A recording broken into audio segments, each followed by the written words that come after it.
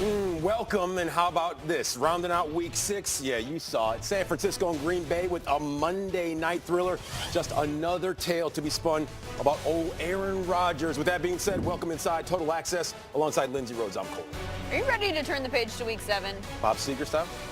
Okay, yes, right. that works for me too. That's not where I thought you would go with All it, right. but yeah.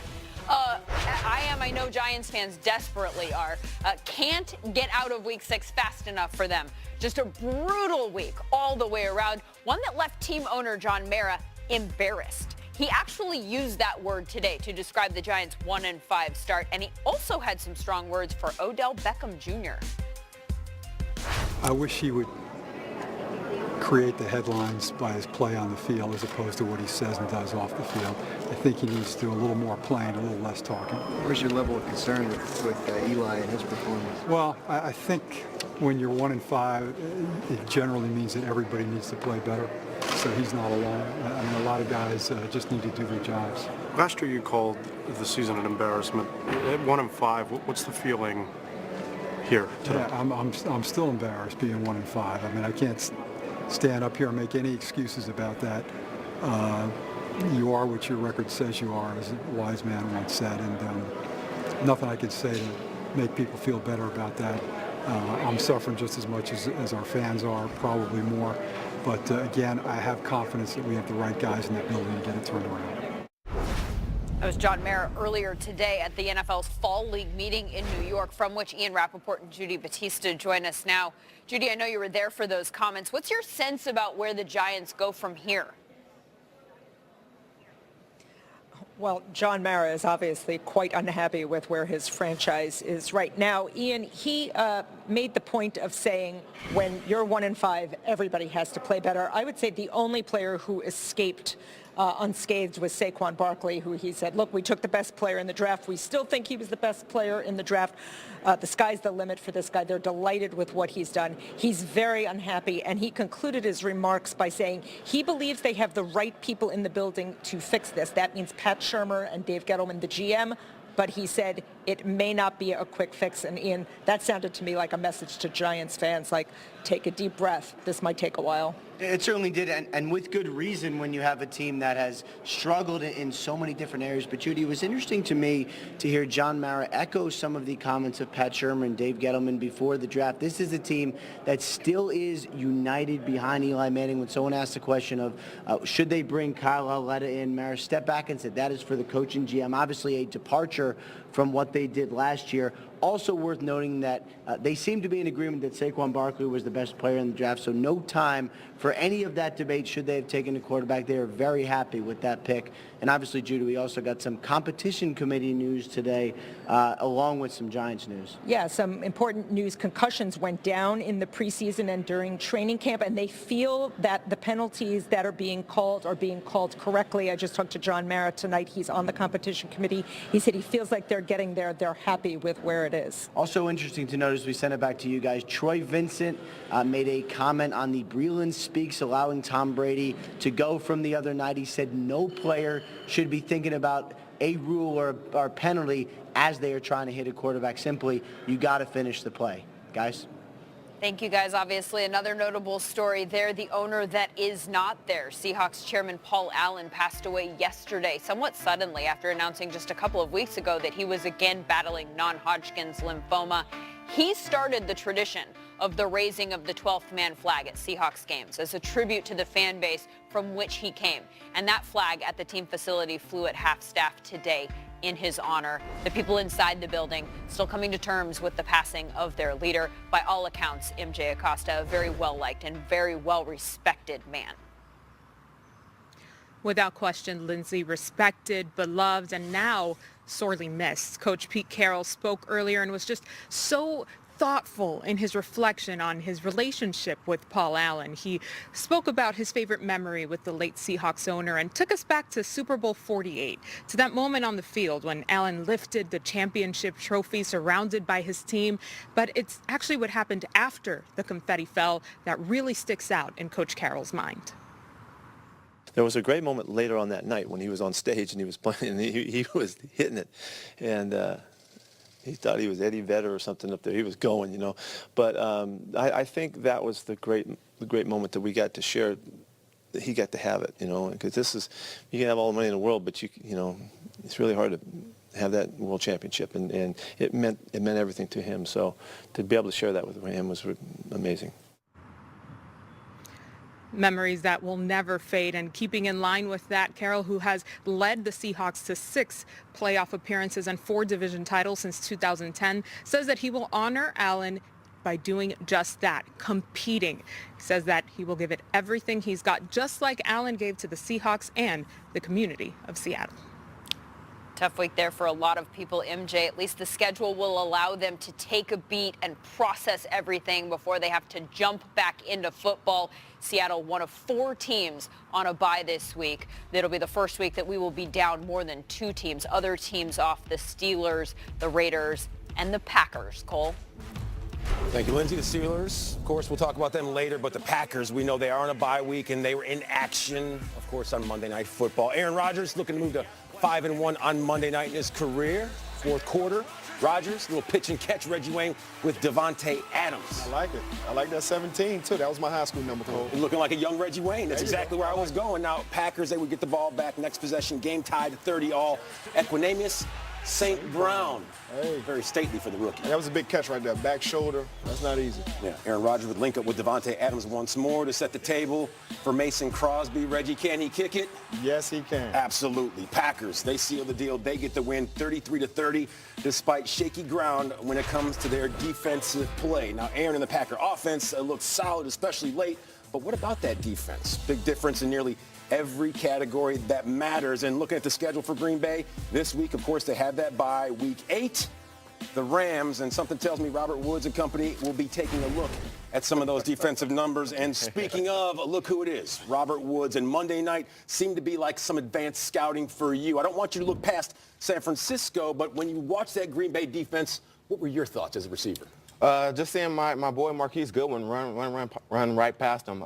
Did you see him before the game? He was all I shirtless. did. And all Yeah. Okay. He's from Buffalo. You know, he was ready to roll. Yeah, Buffalo experience. You know, just embracing the code, but going out there, putting up 2 touchdowns on the secondary, running right past him, exposing him. I think he looked good in the passing game on both sides. You see them attacking in the passing game on San Francisco side and as well for Green Bay. Now, Reggie, as a wide receiver, you take a look at the Rams and their wide receiving core. How do you feel they match up against this Green Bay defense? Because you and I, we were here last night. We watched the game firsthand. Match up well. That's right. I mean, you sit back and you watch and you see, you know, their receiving core, Marquise Goodwin and Pierre Garçon running through those guys all throughout the game. I mean, if you sit here and look and watch the tape, you sit up here and look at C.J. Beathard. Okay. Not Garoppolo, but Beathard. He was dealing. He was dealing. Now, Green Bay comes to a corner fire right here, and they realized that they picked it up, and now you got Marquise Goodwin on a safety and Kendrell Bryce taking them deep. Great placement by the ball by C.J. Beathard on the inside away from the safety. Now, right here, you got a little play action, which is going to suck up that middle linebacker to bite on that a little bit. Gives C.J. Beathard time to gather his thing. Now, this is what I like right here, Cole. A post corner route. You get 7 steps, and then you have a hard outside plat. Then you go 1, 2, 3 inside. Then on that 4th step, you bring it back out, and you get Tremont Williams in the spin cycle right there. So you sit up there and you look at this. Defensive coordinator Mike Pettin needs to find out a way to get this defense together on the same page. If not, you talk about the Rams. They also got to go to New England. Then they at home against the Dolphins. Then they go to Seattle. Then to the Vikings. So they got 5 teams on their schedule that's waiting for them to come in there, and they can't play like that on defense if they want to be successful. Now, Robert, Reggie and I, we sat there and we watched that game, and we watched Davante Adams get loose. Did you take any notes and put something in your notebook when it came to watching his game plan? Yeah, of course. You got to look at it, what Aaron Rodgers did in the passing game, throwing for over 400 yards. Davante Adams, you know, scoring 2 times. But just attacking in the passing game all around the field. When crunch time mattered, you know, they went to the pass game, went to the air, and I think that's key in our offense. We're going to definitely get the run game going. We're going to get Gurley going right away, and then attacking with the play action, attacking downfield. Okay. Did you know that your Rams are off to their 4th 6-0 start in team history? Yes, I did know that. Okay. We're rolling two right now. of the 3 previous times you went to the Super Bowl? Hey, All right, that's so, the pace. don't mess things up this year. the pace. You have some more free time, huh? All right, you're going to stick around. We're going to have a lot more with Robert Woods up here on Total Access. But until then, time to hit some headlines. We're moving to Atlanta. Not great news on that Devontae Freeman front. According to our insider Ian Rappaport, the running back headed to the injured reserve with a pesky groin injury. Now, Freeman will have surgery, and there is a potential for return. That is, if all goes well. Moving to Cincinnati, Vontaze Burfict not growing his fan base in Pittsburgh at all. And the Steelers come from behind win versus Cincy on Sunday. Burfict aggressive with his physical play on AB, also verbally aggressive towards Steeler wideout Juju Smith-Schuster, something Juju's quarterback Big Ben took exception to. Listen up. We got typical his antic when he hits AB and knocks AB and his guy out. That very next play, I mean, he's standing there, points to Juju and says, "You're next." To me, that is completely uncalled for, and that's where I think I had the biggest issue. Is to me, when you threaten someone else to take them out of the game by hitting them or whatever, that's crossing the line, and that's when the league needs to do something for sure. Well, Vontaze going to Vontaze. And in Buffalo, quarterback Josh Allen's going to miss at least 2 or 3 games with a partial tear in his elbow. Now, Allen getting a second opinion today after injuring said elbow in Sunday's loss to the Texans. No surgery is required, but he will be week to week once he does return. After the break, this week, of course, they have that bye. Week 8, the Rams, and something tells me Robert Woods and company will be taking a look at some of those defensive numbers. And speaking of, look who it is, Robert Woods. And Monday night seemed to be like some advanced scouting for you. I don't want you to look past San Francisco, but when you watch that Green Bay defense, what were your thoughts as a receiver? Just seeing my boy Marquise Goodwin run right past him. Did you see him before the game? He was all shirtless and all that? Yeah. Okay. That's all from Buffalo. You know, he was ready to roll. Yeah, the Buffalo experience, you know, just embracing the code. But going out there, putting up 2 touchdowns on the secondary, running right past him, exposing him. I think he looked good in the passing game on both sides. You see them attacking in the passing game on San Francisco side and as well for Green Bay. Now, Reggie, as a wide receiver, you take a look at the Rams and their wide receiving core. How do you feel they match up against this Green Bay defense? Because you and I, we were here last night. We watched the game firsthand. Match up well. That's right. I mean, you sit back and you watch, you see, you know, their receiving core, Marquise Goodwin and Pierre Garçon running through those guys all throughout the game. I mean, if you sit here and look and watch the tape, you sit up here and look at C.J. Beathard. Okay. Not Garoppolo, but Beathard. He was dealing. He was dealing. Now, Green Bay comes to a corner fire right here, and they realized that they picked it up, and now you got Marquise Goodwin on a safety and Kendrell Bryce taking them deep. Great placement by the ball by C.J. Beathard on the inside away from the safety.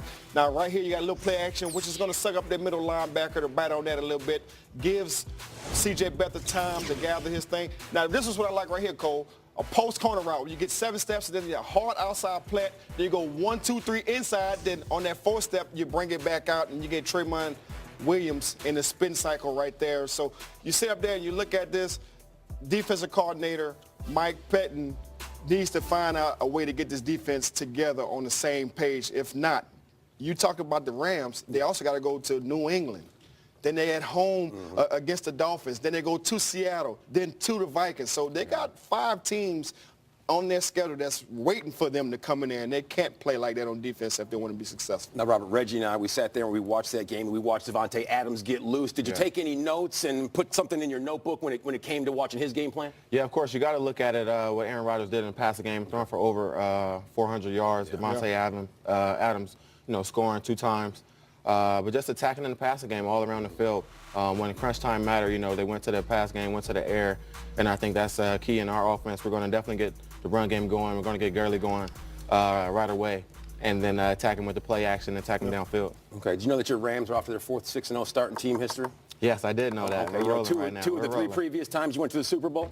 Hey, all right, that's the pace. So don't mess things up this year. The pace. You have some more free time, huh? All right, you're going to stick around. We're going to have a lot more with Robert Woods up here on Total Access. But until then, time to hit some headlines. We're moving to Atlanta. Not great news on that Devontae Freeman front. According to our insider Ian Rappaport, the running back headed to the injured reserve with a pesky groin injury. Now, Freeman will have surgery, and there is a potential for return. That is, if all goes well.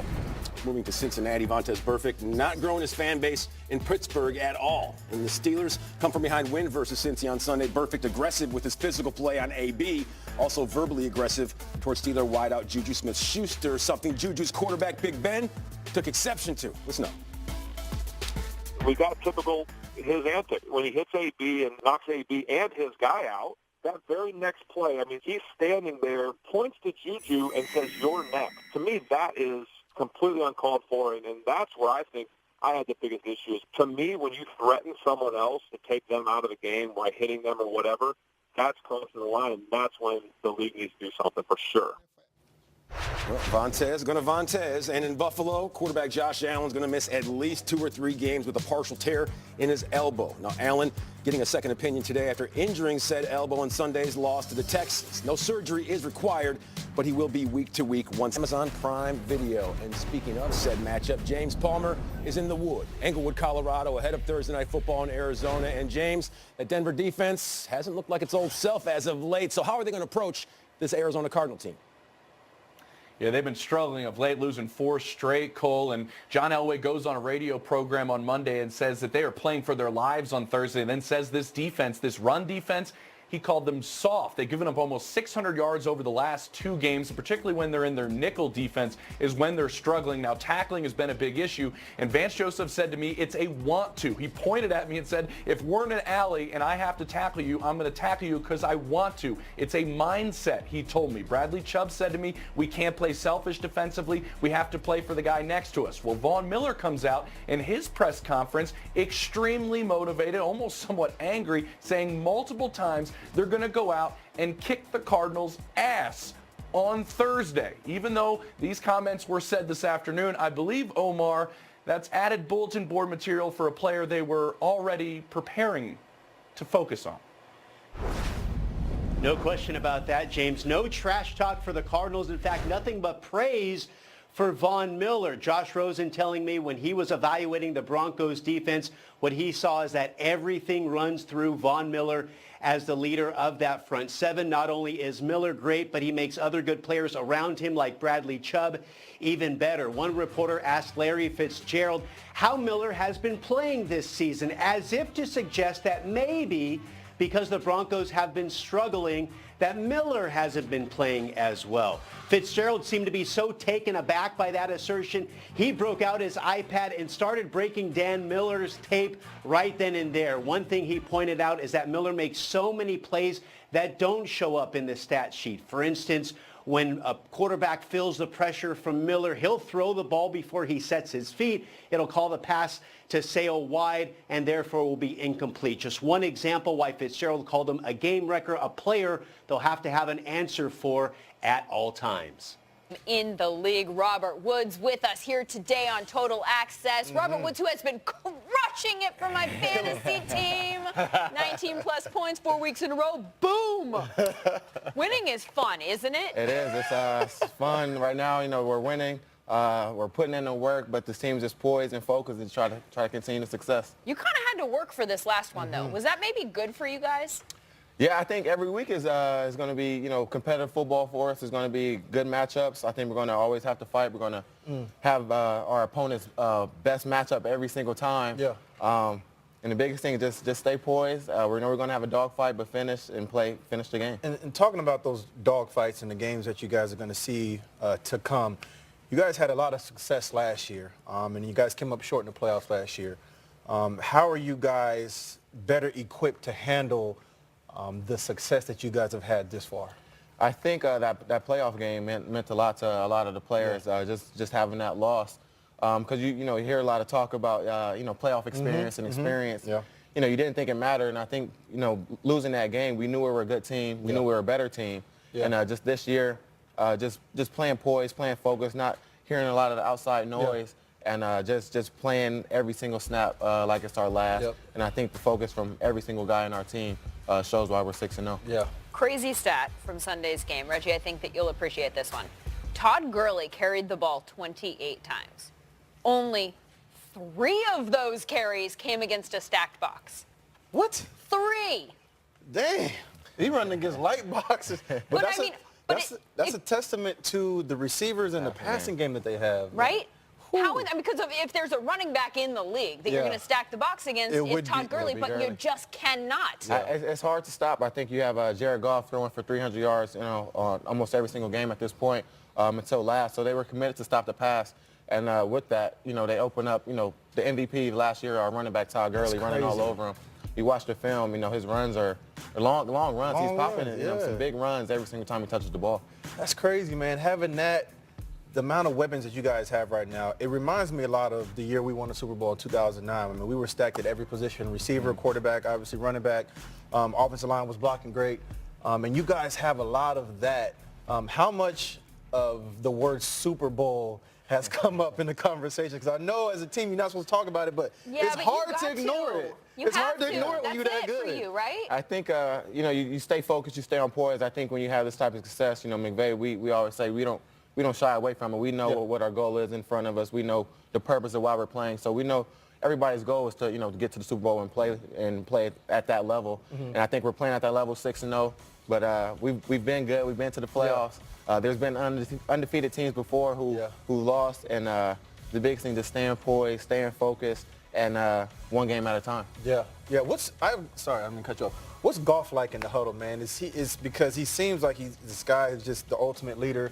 He's playing well, but he's also elevating the play of the guys around him. And what's he like in the huddle? He's so calm. He's a leader, but he never let any moment be too big or too small. Very poised, making some calls, making adjustments at the line. But the biggest thing that we love is seeing him celebrate with McVay. Him on the fourth and one in Seattle, his motion and expression. We love that from our leader, and he's leading his team.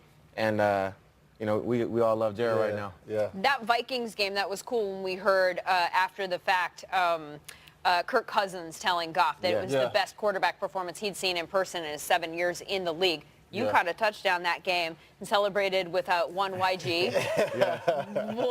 What was that moment like? Just that game, that experience, seeing him throw the one to Cooper Kupp in the corner, just a straight dime, and the one over to myself over Anthony Barr, scoring in the end zone, celebrating YG in the end zone, big LA moment. Man. But that's just the amount of fun that we're having. We're celebrating every single win with our fans and with LA. Yeah. It's funny you mention LA because I am an Angelino. I think we're a little bit of a front-running town. The Rams are new. The Dodgers are good. The Lakers have LeBron. LA, you need to get on board because this team is so good. He compared them to the Saints. I'm going to use a more local reference. The USC teams of the mid-2000s. I think you guys have what it takes 100%. To be the D-word dynasty. Yeah. A lot of good weapons. Dynasty talk is possible. We have a lot of young players, a lot of players locked in for a while. Just trying to build it, one game, one season at a time. We have McVay for a while. He's he ain't going nowhere. He's not going anywhere. He'll be here for a while. And just keep building and keep winning. Yeah. All right. And you keep hanging out with us. Robert Woods isn't going anywhere. More TA to come. Reggie Wayne answers to We Hot Take Tuesday, which we might just want to start calling Reggie Wayne Tells It Like It Is. Yeah, Lindsay, we might have to call this Wayne's World. My man is on fire. Hey, all right. All right. So you played football before or something, man. Just a little bit. We got a new member joining us. Robert's going to join us for Hot Take Tuesday. Where's the graphic? There it is. You're already on fire. But there we go. You're on fire right there. You see him? Reggie, we got to pay it off, man. Last week. Yes. All right. You said what? Hey, I said, do you know what I said? Cole Beasley. I said the Dallas Cowboys would have a receiver go over 100 yards, and Cole Beasley showed up big for me. He stood against the Jacksonville Jaguars. All right, so you get the honors. What's your hot take for this week? My hot take this week. Wait a minute. Wait. All right. He's summoning the power within. Ooh. What you got? We got one undefeated team left, right? Yeah. The Los Angeles Rams. Uh-oh. Whew. Well, I'm just getting hot in here. The Rams are 2-6 when they go to San Fran. San Fran will beat don't say it. LA Rams. Oh, no. Don't say it. Man, my man's sitting right here. Wait. Yes. LA, Reggie. Yes. LA, Reggie. All right, my flight leaves tonight. Don't hurt him. Hammer, don't hurt him. Oh, man. They're going to run some roadblock. C.J. Beathard. All right, that's a hot take, but that's cold-blooded. That's cold-blooded. Okay, I feel that. I know Rob's here. You don't feel that over here. But that's what it is. Hey, man, listen. Don't listen to that hate over there. That's pure hate right there, man. Hey, I'm 4 for 5. That's all I can say. We got to switch Reggie's or something. All right. My hot take. With 2 receivers sitting right here, there's a new sheriff in town, and his name is Adam Thielen. He is the best receiver right now in the NFL. Wow. Okay. Period. I don't want to hear nothing about I don't know what's going on, but both of you Julio guys, Jones, straight great disrespected. receiver. He has 44 receptions. Adam Thielen got 58. Adam Thielen got 4 touchdowns. Julio Jones has none. Adam Thielen is leading the NFL right now as all receivers. He is the best, most consistent receiver in the NFL right now. Against that good defense that they have. You said had. You said had. You said had. They have. You said had. 8 for 135. Thielen is stealing. 8 for 135. Against that good defense. He's in the doing his touchdown. dirty, but you guys know Robert Woods is standing right here. So you said that he's not the best receiver in the league, basically, and that but his he's team's really going to lose. good. He's really good, though. Now, I ain't saying he was bad. It's good. Robert, what's your take? I'm going to stick with the Rams. I'm going to say Todd Gurley breaks LT's record for the rushing touchdown in a single season, breaking LT's record. It was 26, right? LT had 26? I believe so. It was 28. 28 touchdowns? You don't even know, man. I was too off. Okay. He's on his way. He's on his touchdown. Hey, but that means you're not getting them. That means you're not getting the ball. Hey, the yards are there. We're a complete team. We're attacking on the pass, attacking on the ground, but we're finishing with our beats. We're going to finish with Gurley finishing up in the end zone, Gurley spiking in the end zone, and we're going to celebrate as a team. Be unselfish. Unselfish. That's what I like right there. Unselfish. Hey, all right, real quick. That sounds good. All right, let me sneak mine in there. We got a big Thursday night game coming up. The Cardinals, right, taking on the Denver Broncos. David Johnson, everybody wanted to see him come back. He doesn't have 100 yards rushing this year. And you know what his last 100-yard game was? 695 days ago. That's how long it's been since David Johnson had 100 yards rushing. So my hot take, this is the Denver Broncos now, who gave up 593 yards rushing the last 2 weeks. David Johnson's going to have 200 yards rushing. 200 yards? 200 yards rushing. He's never done that before in his career. That's Not one time. What? That is back-to-back weeks for Denver? That is a hot take. 3 weeks in a row, which has never been done. Did you hear That would what also be a record. John Elway just called them soft. You heard what Von Miller just said? No. Clearly I didn't. He said we're going to beat the brakes off of take. Arizona Cardinals. That's what he said. Okay, well, it's not Miller time yet. But he might literally said, want a cold one after this. The brakes.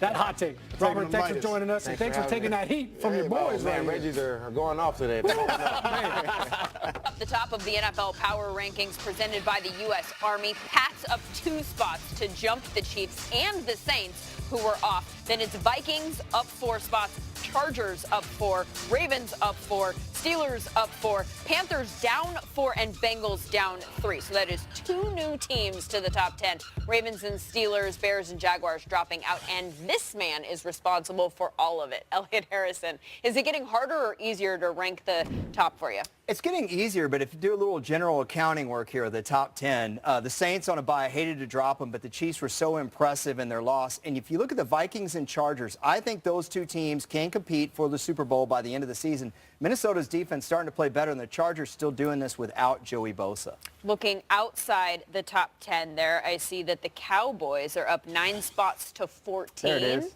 Yeah, they sure are. And there's a couple of reasons for that. The biggest mover up, here's the first thing, the defense. When you look at them, all 3 levels, they get David Irving back on the defensive line, okay? The linebacking core, I don't know if you've been watching Jalen Smith, but my gosh, this guy looks like a steal of a draft pick. And in the secondary, the Cowboys were very confident with this group. They're playing like it. Dak running the ball makes their running game stronger and their defense stronger. Their defense second in the league in scoring. If you just took a poll of people on the street, I don't think most people would get that right. No. Jags, by the way, now down to 9th in that category. Also down 9 spots to 15 in your rankings. Which side of the ball concerns you the most? Offense. You know, their defense is still talented, but if they can't run the ball, they can't help their defense, give them rest, and you're asking Blake Bortles to win games for you. Leonard Fournette's got to come back and be 100%. All right, that is the top half. More on the bottom half with a new number 32. That is at NFL.com/power rankings. I need the nominees, 5 of them to be exact, for the Built for Tough Offensive Line of the Week. Chargers and Cowboys, both getting convincing wins. So did the Dolphins over the Bears. The Patriots, we saw them stick a fork in Patrick Mahomes in Kansas City, but Sean O'Hara, the Steelers, that come from behind win over Cincy, certainly a doozy, and it all started up front, man. Yes, sir. Yeah, for all 5 of those teams, the big boys up front took care of business. How about the Dallas Cowboys over 200 yards rushing, the Chargers over 200 yards rushing, and the Miami Dolphins not one sack against Khalil Mack and the Chicago Bears. How about that? You mentioned the Pittsburgh Steelers. I did. A great battle going on in the AFC North. And anytime the Steelers go down to the jungle to take on the Bengals, you know there will be blood. And I'll tell you what, when you look at what the Pittsburgh Steelers did at the line of scrimmage, you love physical, tough football. This looks like 9-on-7 right here, Reggie, because you've got an 8-man box right here. Yeah. And this is what offensive linemen love to do. And you got love to run the football. Kirkpatrick all the way to the right over there. Yeah, Kirkpatrick right in here, that's nice. sneaking in. So this guy's coming down. But this play right here is just smash mouth football right here. We call this 36 boss right here, and they're going to edge the defense right here. You're going to pull David DeCastro around and Marquise Pouncey, the center, and then you're going to watch the fullback right here. All right, this is going to be split flow right here, which you're going to see what it does to the linebackers. Yeah, it really freezes these 2 linebackers right here, and it really hesitates him for a second. And that's all you need for a split second, is for those linebackers to second-guess themselves. And you see the freeze on the linebackers, goodness. and then you see these blocks right here. All right, you got hat on a hat, and now as a running back, oh my goodness, you got to choose your own adventure here, Reggie. Yep. let's go home right here, man. Let's go to Jesus right here. Well, man. he's This looking Jesus right here. Christ right here. He's looking right here, and he's got Broadway right down there if he's 6 foot in the ground. But this is what you get versus an 8-man box to have this much room. That's because you're doing a great job edging the defense, and you're doing a great job out in space.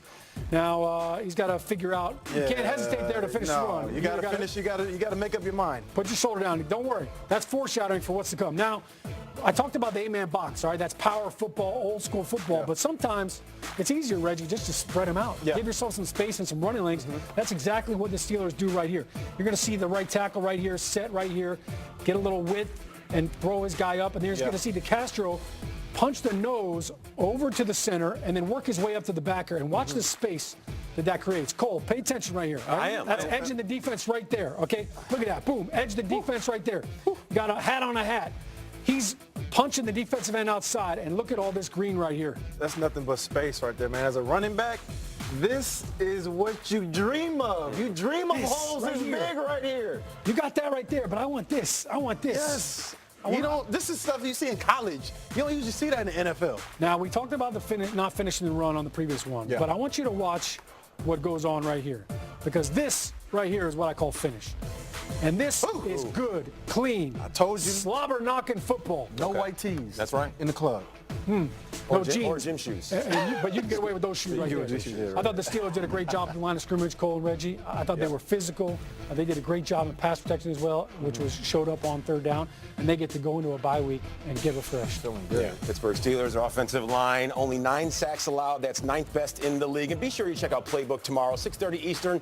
That's when you find out who earned the title of the Built for Tough Offensive Line of the Week. Thanks, guys. Lindsey Rhodes beat Michael Fabiano 2 weeks ago in fantasy football. I thought I'd get that in there, Lindsey. Now, wide receiver production at full tilt on Sunday. A few household names, as you see right there. Albert Wilson, not so much. This young cat says he's the best yak receiver in the league. And if there was only a way to judge such things, if there was only a way. How about that? Cynthia Freeland, she is here now with Reggie Wayne and myself. And Cynthia, surprise, surprise. You've come up with an algorithm, a metric, if you will, to give her the proper gauge on the best wide receivers in the league. So how'd you come up with this? So I wanted to take something into consideration that was well beyond a traditional metric. That's obviously great for fantasy and how you score fantasy points. Sure. But for me, it was more about combining those traditional stats with what happens kind of in context. So it's the first downs and scores that have to do with actually winning a game. What's most tied to winning a game? And also, what happens when you're off the ball? So do you get the best corner, or do you draw double coverage in the end zone?